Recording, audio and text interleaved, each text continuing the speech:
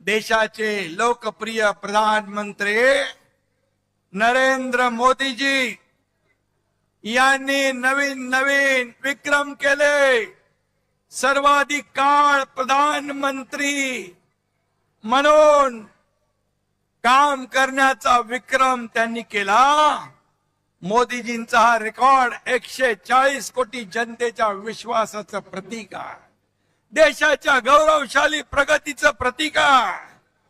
12 वर्षाच्या कारकिर्दीमध्ये एकही भ्रष्टाचाराचा डाग लावण्याची हिम्मत कुणी केली नाही, असे बेदाग प्रधानमंत्री म्हणून मोदी साहेब आहे।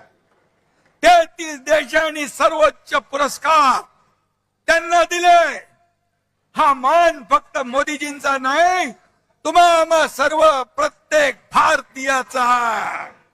अयोध्येत राम मंदिराची उभारणी केली, काश्मीर मधलं 370 कलम हटवलं। ही स्वप्न कुणाची होती?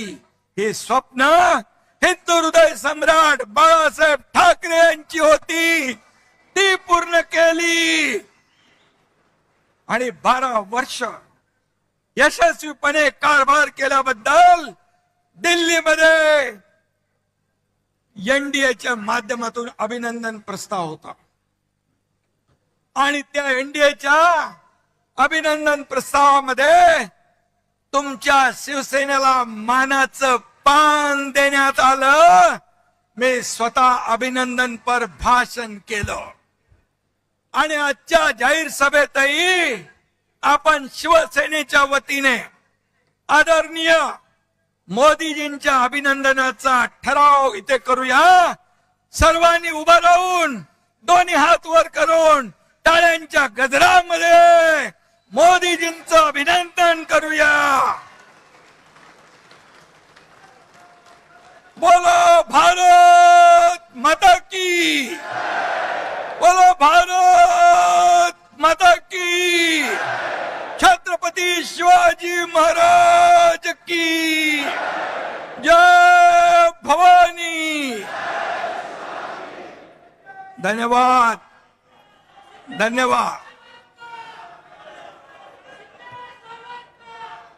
भारताला महासत्ता करण्याचं 140 कोटी जनतेचं स्वप्न पूर्ण करण्याचं बळ मोदीजींना मिळो, ही आई जगदंबेकडे प्रार्थना करूया।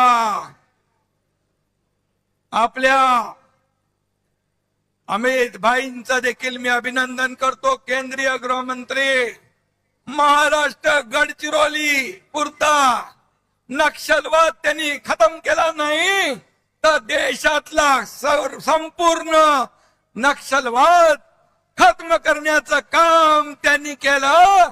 370 कलम हटवण्याचं काम त्यांनी केलं।